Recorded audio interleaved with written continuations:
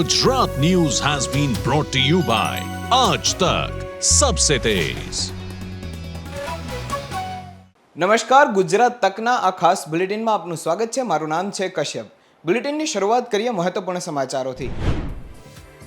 વિરોધ બાદ પરસોત્તમ રૂપાલા આવ્યા મેદાને, કહ્યું મને કોઈએ દિલ્હીથી બોલાવ્યો નથી અને મોહનભાઈનું ડમી ઉમેદવારનું પહેલાથી જ નક્કી હતું।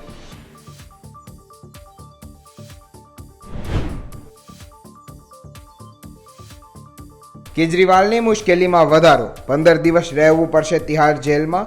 ઈડીએ કહ્યું કેજરીવાલ અમને સહકાર આપી રહ્યા નથી।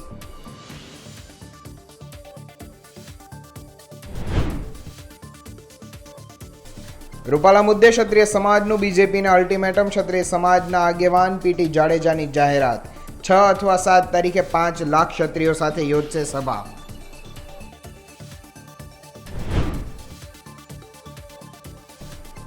ભાજપ ઉમેદવારોના સતત વિરોધ, સુરેન્દ્રનગરમાં તળપદા કોળી સમાજ તો આ તરફ ભાવનગરમાં ચુવાડિયા કોળી સમાજના આગેવાનોએ ઉમેદવારોનો કર્યો વિરોધ।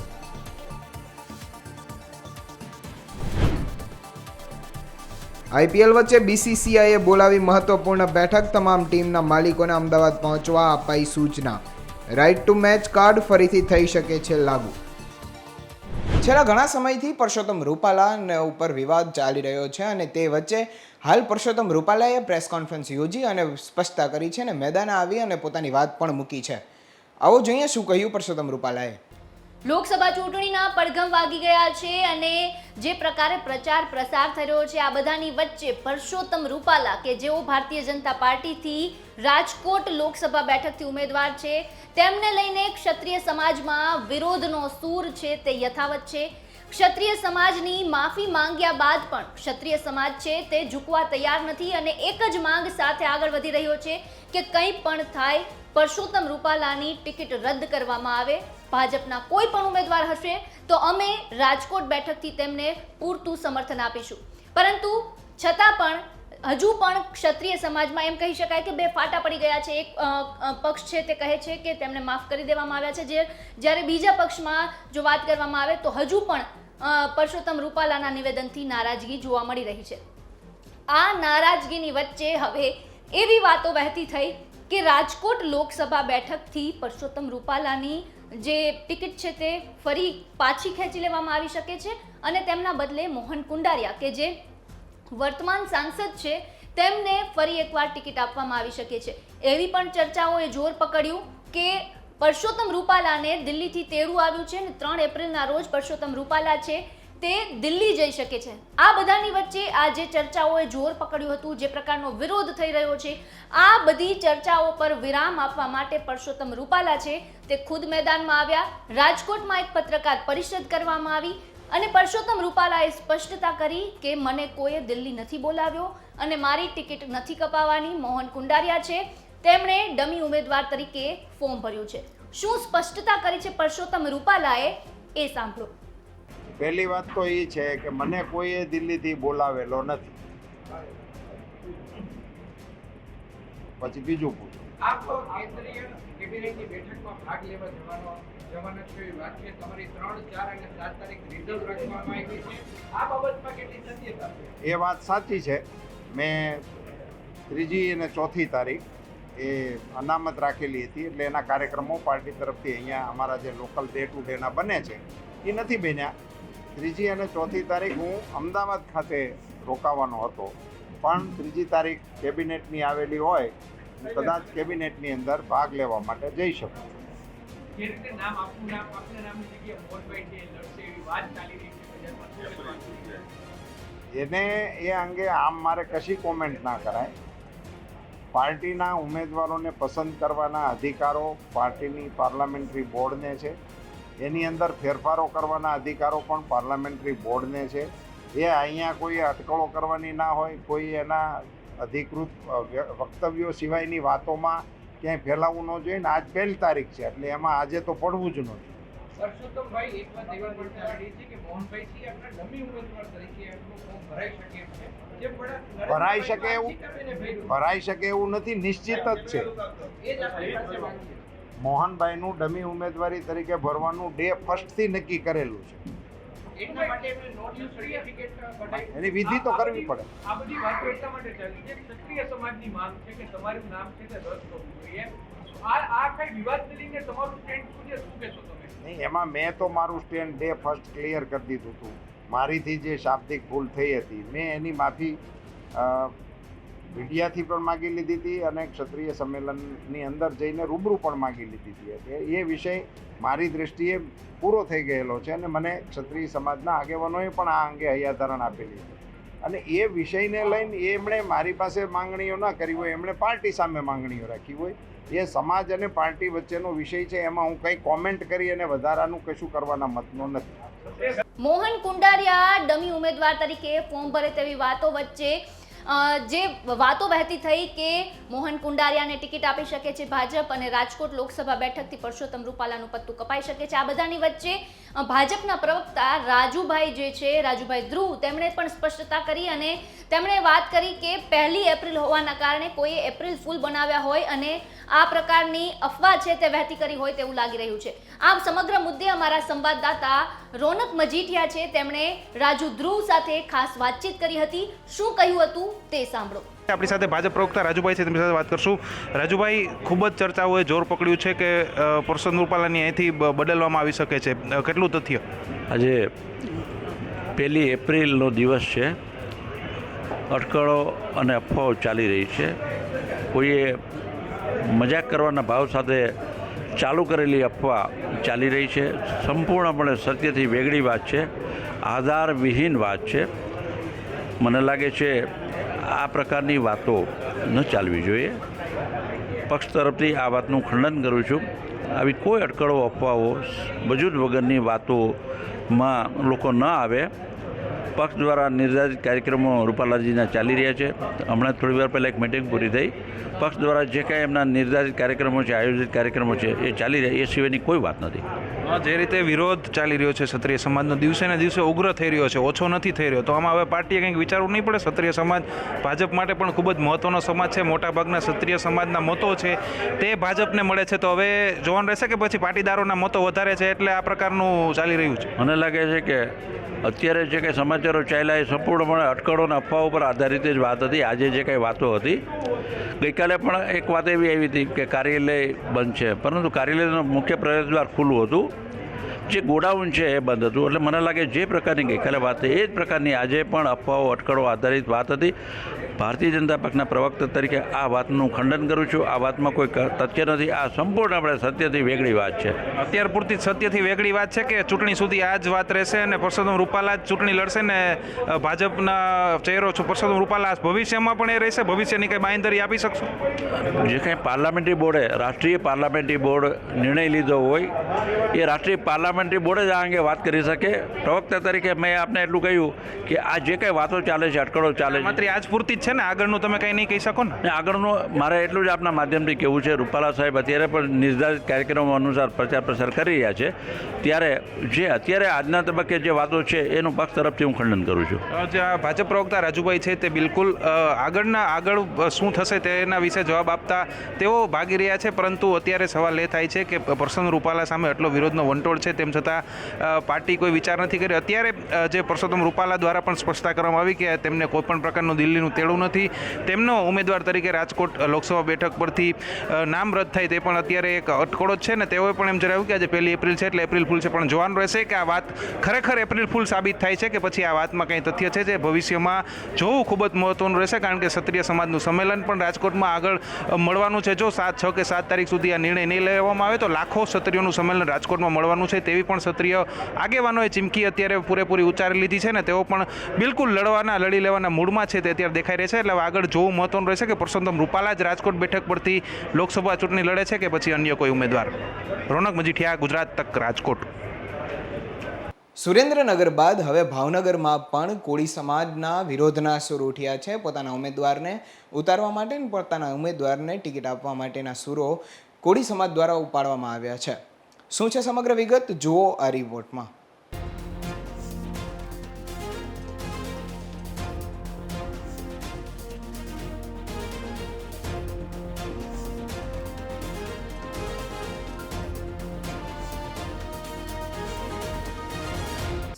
સુરેન્દ્રનગરમાં તળપદા કોળી સમાજ દ્વારા સંમેલનનું આયોજન કરવામાં આવ્યું. સુરેન્દ્રનગર લોકસભાની બેઠક પર ચંદુ શિહોરાને ભાજપે ટિકિટ આપ્યા બાદ વિરોધનો વંટોળ છે એ જોવા મળી રહ્યો છે, જેને લઈને લીંબડી ખાતે સંમેલનનું આયોજન કરવામાં આવ્યું. પૂર્વ સાંસદ સોમાભાઈ ગાંડા તેમાં ઉપસ્થિત રહ્યા હતા, સાથે જ અનેક દિગ્ગજ નેતાઓ પણ તેમાં ઉપસ્થિત હતા. ભાજપ દ્વારા તળપદા કોળી સમાજ સાથે અન્યાય કરવામાં આવ્યો છે, સમાજ ચલાવી નહીં લે તેવા સૂત્રોચ્ચાર અને નારા પણ લગાવવામાં આવ્યા છે. અને કોંગ્રેસ હવે તળપદા કોળી સમાજના તેમાંથી ટિકિટ આપશે કે પછી તળપદા કોળી સમાજ અને તેને ટેકો આપશે એ અત્યારે જોવું ખૂબ જ રસપ્રદ રહેશે. પરંતુ આગામી દિવસોમાં ઉમેદવાર ન બદલાય તો કોળી સમાજ લડી લેવાના મૂડમાં હાલ તો જોવા મળી રહ્યું છે, જેને લઈને અનેક રજૂઆતો પણ કરવામાં આવી છે. યુવાનો પણ પહોંચ્યા હતા. ખાસ સંમેલનનું આયોજન કરવામાં આવી અને એમાં પણ ખાસ એક દ્રશ્ય આપને બતાવવા માંગીશું જે ખૂબ જ સોશિયલ મીડિયા પર પણ વાયરલ થઈ રહ્યા છે. આપ જોઈ રહ્યા છો, પૈસાનો ઢગલો પણ એકઠો કરવામાં આવ્યો છે, ભેગો કરવામાં આવ્યો છે, જેમાં ફંડ ભેગો થઈ રહ્યો હોય તેવી ચર્ચા પણ ચાલી રહી છે. અને આ અત્યારે રાજનીતિના લોકસભા ચૂંટણીના અવનવા રંગ પણ જોવા મળી રહ્યા છે. ત્યારે હવે આ લડાઈ છે એ સમાજ પર આવી ગઈ છે. કોળી સમાજના અંદર જ બે પાટા પડ્યા છે અને હાલ લડી લેવાના મૂડમાં કોળી સમાજ જોવા મળી રહ્યું છે. લીંબડી તળપદા કોળી બોર્ડિંગ ખાતે સંમેલન યોજવામાં આવ્યું હતું. આ સંમેલનમાં એ રીતે નક્કી કરવામાં આવ્યું છે કે જો ભાજપ આ ટિકિટની ફેરબદલી નહીં કરવામાં આવે તો જે પણ ભાજપનો મુરતિયો ઊભો છે તેને ઘર ભેગો કરી દેવાનો છે એવો નિર્ણય કરવામાં આવ્યો છે. અને છેવટે જો કોંગ્રેસ ઉમેદવાર તળપદા કોળી સમાજનો જાહેર કર્યો તો એને જીતાડવાનો છે. અને જો કોઈ પણ પાર્ટી એક પણ તળપદા કોળી સમાજનો ઉમેદવાર નહીં જાહેર કરે તો સમાજ ભેગો થઈને નોટ અને વોટ સાથે જે તે ઉમેદવાર આવે તેને 3 લાખથી વધારે વોટ આપીને જીતાડવાની અમારી પૂરી તૈયારી. નોટો ભેગે કરમસિંહ દાદાએ અગાઉ દાખલો બેસાડ્યો હતો. એ દાખલો અમે અત્યારે આજના તમામ યુવાનો અને કોળી સમાજના ભાઈઓ તથા બહેનો તમામ કોળી સમાજ આ ઉદાહરણ બીજી વાર દાખલો બેસાડવા માંગે છે. શું દાખલો હતો? કરમસિંહ દાદા પહેલા 5 જણા ખાલી બેસીને એમની પાસે પૈસા નહોતા છતાંય નોટ અને વોટ સાથે તમામ તળપદા કોળી સમાજ ભેગા થઈને ચૂંટણી લડેલા હતા. એટલે એ દાખલો બેસાડવા માંગે કે ચૂંટણી લડવા માથાની જરૂર પડે, પૈસાની જરૂર નહીં પડે, સમાજ પૂરેપૂરો પૈસામાં ટેકો કરશે એવી હું ખાતરી આપું છું. ભારતીય જનતા પાર્ટીના મોવડી મંડળને એક જ વાત કરવાની છે કે આ તરફદા કોળી સમાજ 1985 થી આપની સાથે છે. ત્યારે 2014નું લોકસભા હતું ત્યારે પણ અમે તરફદા કોળી સમાજ ભારતીય જનતા પાર્ટીના ઉમેદવારને જીતાડ્યા હતા. એ પછી 2019માં ભારતીય જનતા પાર્ટીએ બીજા ઉમેદવાર જાહેર કર્યા ત્યારે પણ આ તરફદા કોળી સમાજ તમારી સાથે હતો. તો હવે 2024 આવી છે ત્યારે 4.5 લાખથી વધુ મતદારો તરફદા કોળી સમાજના છે. તો અમારી માંગણી છે કે અમને સુરેન્દ્રનગર લોકસભાની ભારતીય જનતા પાર્ટી ટિકિટ આપે, કેમ કે આખા દેશમાં જ્ઞાતિવાદીના સમીકરણ ઉપર તમે ટિકિટની ફાળવણી કરો છો. તો અમારી એક જ માંગણી છે, સુરેન્દ્રનગરમાં પણ અમારી જ્ઞાતિ વધુ હોય, અમને તરફદા કોળી સમાજને ભારતીય જનતા પાર્ટી ટિકિટ આપે. ભારતીય જનતા પાર્ટી જો તરફદા કોળી સમાજને ટિકિટ નહીં આપે તો માની લો કે કોંગ્રેસ તરફદા કોળી સમાજને ટિકિટ આપશે તો આ તરફદા કોળી સમાજ નોટ અને વોટ સાથે ભારતીય કોંગ્રેસના ઉમેદવારને જીતાડશે અને ભારતીય જનતા પાર્ટીના ઉમેદવારને હારનો સામનો કરવો પડશે. કોંગ્રેસ પર અન્યાય કરશે તો શું કરશો? કોંગ્રેસ અન્યાય નહીં કરે એ નક્કી વાત છે, કેમ કે કોંગ્રેસમાંથી તરફદા કોળી સમાજને ટિકિટ આપવાની પ્રોમિસ ઓલરેડી થઈ ચૂકેલી છે. ગુજરાતમાં 1.5 કરોડ મતદારો કોળી સમાજના છે. સૌરાષ્ટ્રમાં કોળી સમાજમાં 2 મોટા ભાગ છે, તળપદા કોળી સમાજ અને ચુવાડિયા કોળી સમાજ, જે બંને સમાજ અત્યારે ચર્ચાનો વિષય છે. સુરેન્દ્રનગર, ભાવનગર સહિતના સૌરાષ્ટ્રમાં કોળી મતદારો મોટી માત્રામાં રહે છે. સુરેન્દ્રનગરમાં અત્યાર સુધી તળપદા કોળીને ભાજપ ટિકિટ આપતું હતું. મહેન્દ્ર મુંજપરા સહિતના નેતાઓ તળપદા કોળી સમાજના છે.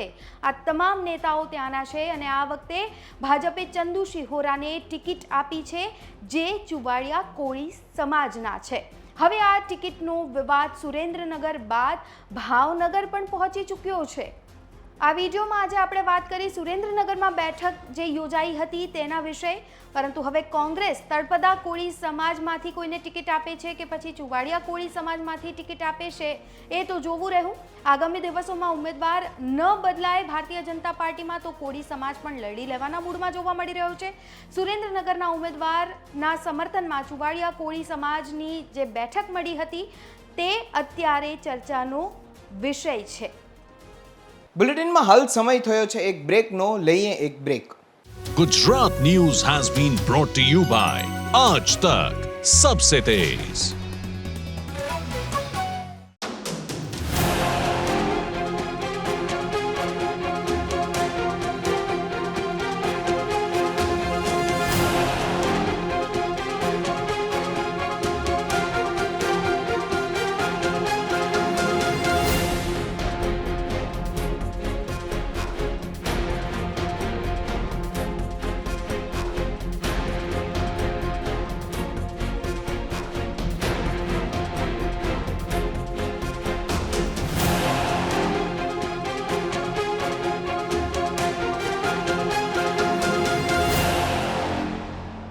Gujarat News has been brought to you by Aaj Tak Sabse Tez.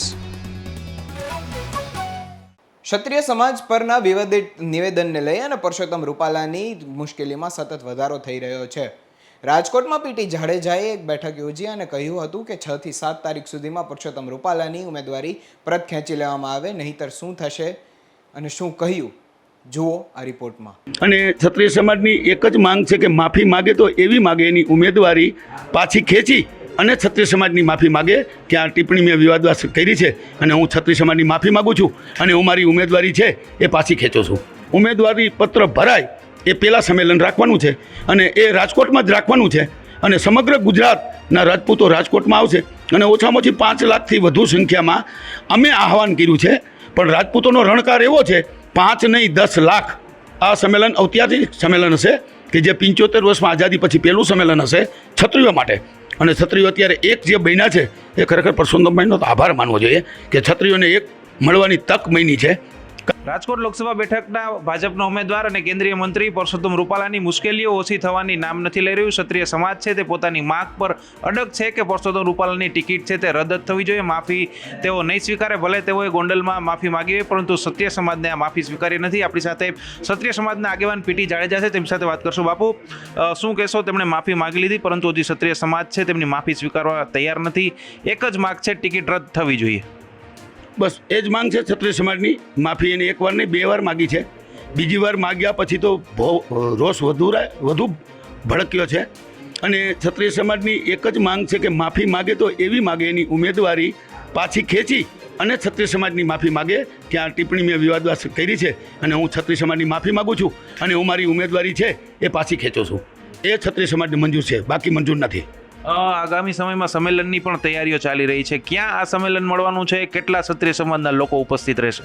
આજે જગ્યા નક્કી કરવાની છે અને કાલે અમદાવાદ ખાતે મિટિંગ કરવાની છે. પણ 6 કે 7 તારીખ અત્યારે ગઈકાલે સુરેન્દ્રનગરમાં વાત થઈ છે કે 6 તારીખે રાખવું કે 7 તારીખે રાખવું. ઉમેદવારી પત્ર ભરાય એ પહેલાં સંમેલન રાખવાનું છે અને એ રાજકોટમાં જ રાખવાનું છે અને સમગ્ર ગુજરાતના રાજપૂતો રાજકોટમાં આવશે અને ઓછામાં ઓછી 5 લાખથી વધુ સંખ્યામાં અમે આહવાન કર્યું છે. પણ રાજપૂતોનો રણકાર એવો છે 5 નહીં 10 લાખ આ સંમેલન ઐતિહાસિક સંમેલન હશે કે જે 75 વર્ષમાં આઝાદી પછી પહેલું સંમેલન હશે ક્ષત્રિયો માટે. અને ક્ષત્રિયો અત્યારે એક જે બન્યા છે એ ખરેખર પરસોત્તમભાઈનો તો આભાર માનવો જોઈએ કે ક્ષત્રિયોને એક મળવાની તક મળી છે. કારણ કે જે જગ્યાએ મેં જે રોષ જોયો છે એક સામાન્ય રાજપૂતે એમ નથી કીધું કે ભાઈ આને માફ કરી દો. માફ ન કરી દો એટલા માટે નકર ક્ષત્રિયોનો તો ધર્મ છે માફ કરવાનો, પણ આ માફી આપી શકાય ને એવી ટિપ્પણી નહોતી અને રાજપૂતાણીથી સહન નથી થયું એટલે રાજપૂતાણીઓ પણ મેદાનમાં આવી ગઈ છે. જયરાજસિંહે જે સંમેલન ગોંડલમાં બોલાવ્યું તેમાં એમણે એવું કીધું કે માફ કરવાનો પણ એક ક્ષત્રિયનો ધર્મ છે. તમને પણ તેમણે યાદ કર્યા હતા કે તમારી પણ એક જે વિવાદ થયો હતો તેઓએ જ અધ્યક્ષ સ્થાને રહીને તમારું સમાધાન કરાવ્યું હતું, ત્યારે પણ કોઈએ તમને માફી આપી જ હતી. તો હવે તમે કેમ તૈયાર નથી, તેવું તેમનું કહેવું છે. એનું કહેવાનું હતું એ માફીની વાત આખી અલગ હતી. એ માફી માગવા જેવી વાત નહોતી. એવી મેં કોઈ ટિપ્પણી કરી જ નથી. માફી માગવી પડે એટલે પણ શું કામ માગી, કેમ માગી, કોના કહેવાથી માગી, કઈ રીતે માગી, શા માટે માગી, મેં મારું બલિદાન શું કામ આપ્યું, એ બધું મારે અત્યારે કોઈ વિવાદમાં પડવું નથી. પણ માફી માગવા જેવી ટિપ્પણી મારી હતી જ નહીં.